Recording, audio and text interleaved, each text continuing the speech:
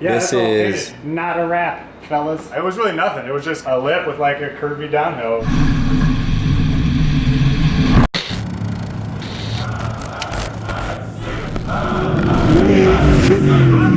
Hey guys, what's up? We're over here at Lukey Dude's house. Super good guy, amazing driver, and amazing painter. So let's take a look into his shop and get a closer look at his beast.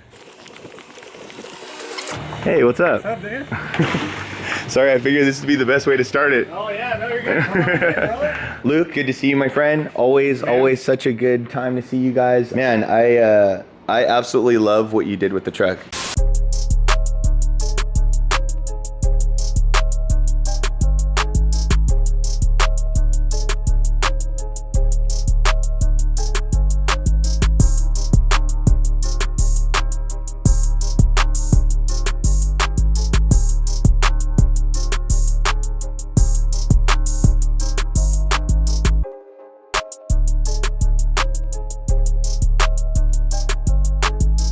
I mean, usually we start talking about suspension first and all that stuff, but we can't ignore this right here.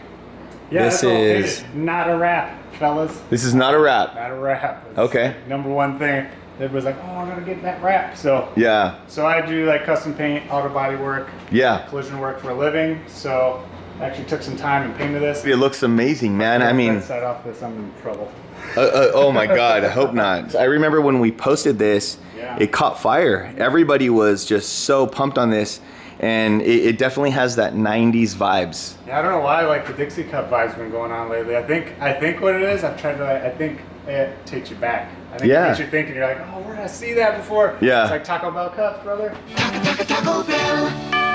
Heck yeah, man. And then, you know, this glass looks solid on it. This is McNeil, right? Yeah, McNeil. You are doing the Raptor kit right. I love the way this looks on this thing.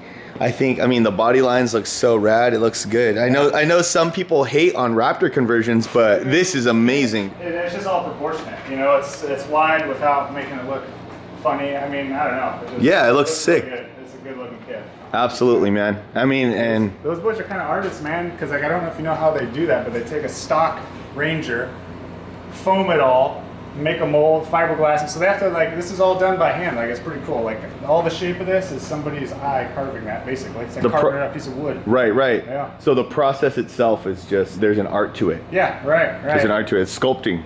Yeah, I mean, I put like all the lines lined up really well. You know, I didn't have to mess with any of that. It all went on super. But if you had to, you'd be able to, because what do you do for a living? Chopper up, dude. All body paint, man. All body paint, body and paint, everything, right? Yeah, man. I mean, you could definitely tell you're a painter. Luke is one guy that's like super creative, not afraid to step out of the box, obviously. And I think that even translates to his driving. I started off with an Explorer. That's kind of how I got hooked. So I lived out in Colorado, and then I knew Jamie and Tyson. Knew Tyson through Jamie, and I was out in Colorado, and Jamie wouldn't shut up about pre-runners, and finally an Explorer pre-runner came up for sale in Denver, and I ended up buying it, and that's when I was like, yeah, dude, this is pretty sick. I can get into this. Righteous! Yeah! How did you get from the Explorer to this guy? Because this was not built out here. This is a West Coast truck, right? California truck, yeah. It was built, I believe, around 2000, maybe 99. So it's an older truck. It was built by Giant Motorsports, Jeff over there. Jeff Elzone, Giant Motorsports, right on. He built it for the Anderson brothers who raced it.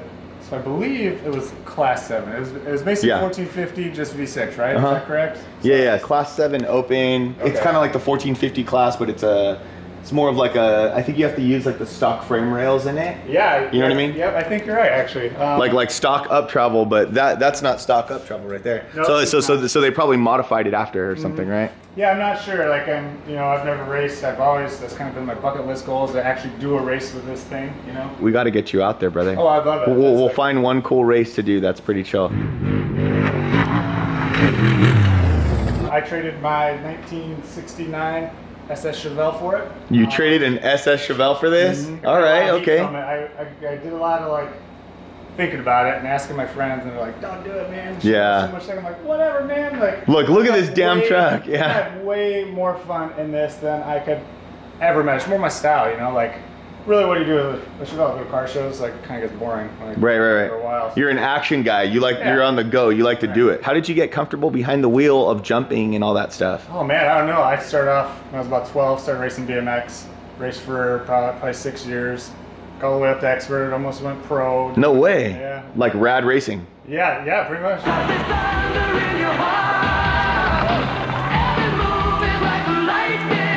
Dude, that movie was so sick. If you guys haven't seen Rad, man, you guys got to see it. Watch it with your kids. Watch it. If you're a kid, watch it. It's freaking badass. Movie, dude, yeah. for sure. Yeah, that was my auto body career starting, and then that's when I got real heavy into like downhill mountain bikes. So Okay. I rode Keystone and Trestle Winter Park a lot.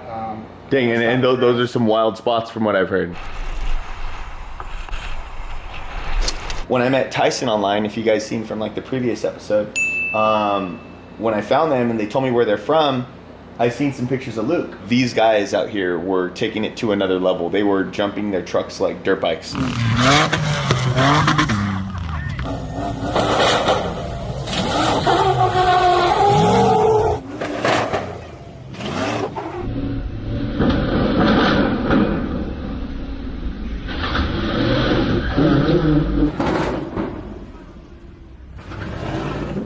At that time on like Instagram and social media, nobody was really using their trucks that way. And I had to come out here and like document some of it because they were so unique. Of course, the location and whatever they were doing, but on top of that, just their driving and the way that they were doing it. I'm like, either these guys are really awesome drivers or they're freaking psycho. Either way, it makes good to watch, you know?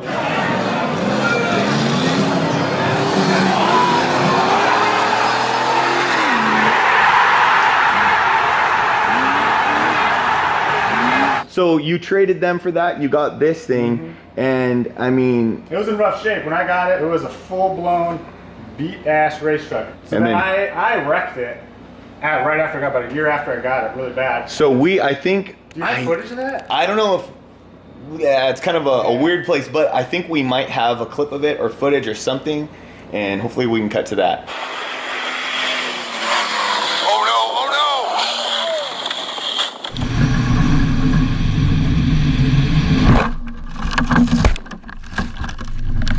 You hit that jump how many times before it happened? Oh man, we were hitting it all weekend. So we were here Saturday, all day Saturday we were hitting that jump.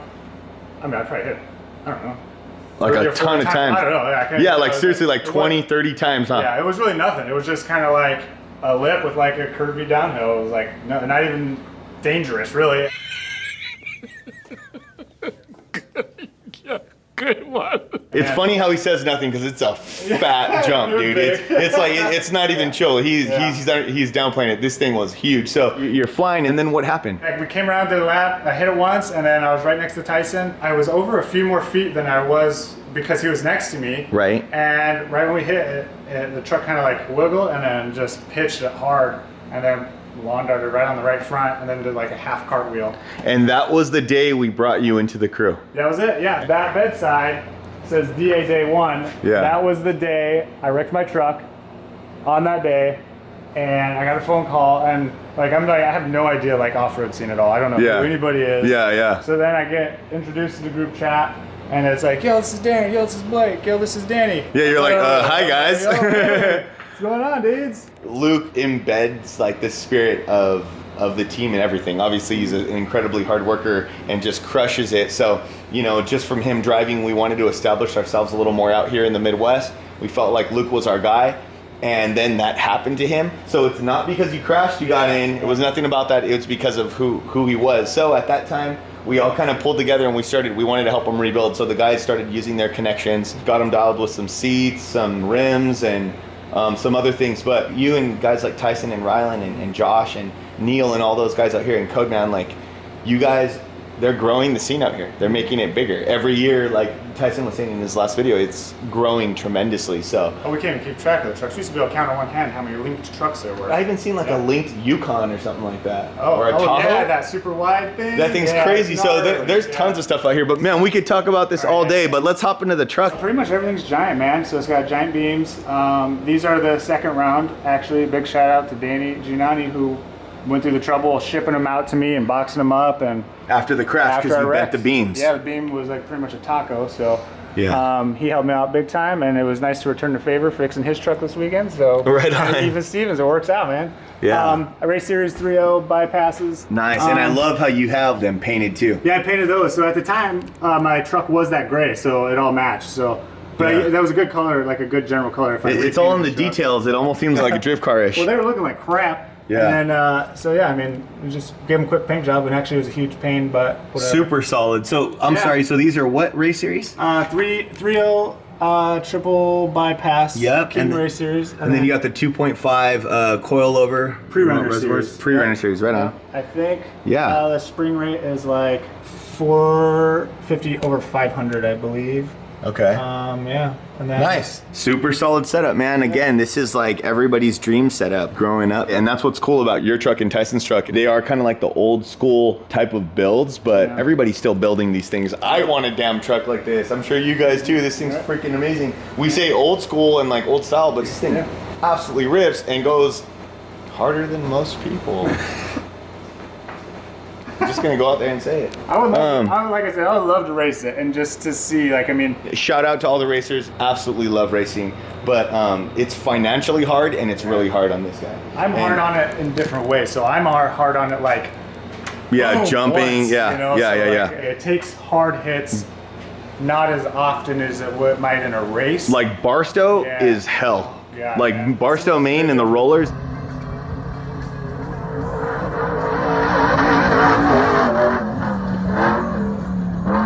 Some of the whoops at the dunes get pretty good size, but they're not like. You're right. they're Sand not- is very forgiving. Yeah. All right. So yeah, solid front setup right here. Yeah. Looking nice with the beams. As far as engine, so I got, well, let's start with steering. So it's like Yeah. giant crossover steering. Okay.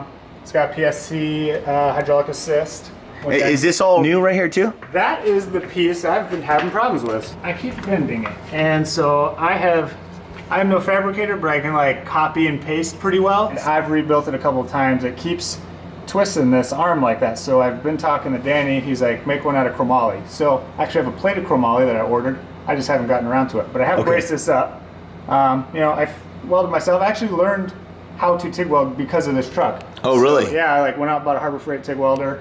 Nice. Just made it happen, dude. Yeah, I don't think I would ever put it out there like, I can TIG weld something for you, but I have no problem like doing it on my own stuff. Right, you know? right. Like, No, that's cool. I mean, hey, that's what it's all about. That's how a lot of these guys start, is doing all that. And I found I have a lot of fun doing it. Just Right a weird side thing that came along with the truck. I didn't think I would ever be doing. Start picking up. Yeah. Well, right on, man. That's cool. Let's go to the rear real quick. Yeah, let's check it out. I took the whole weight of that wheel and folded the wheel back and tacoed the radius arm and bent the beam. And that's the hub that was on there. I didn't even put bearings on it.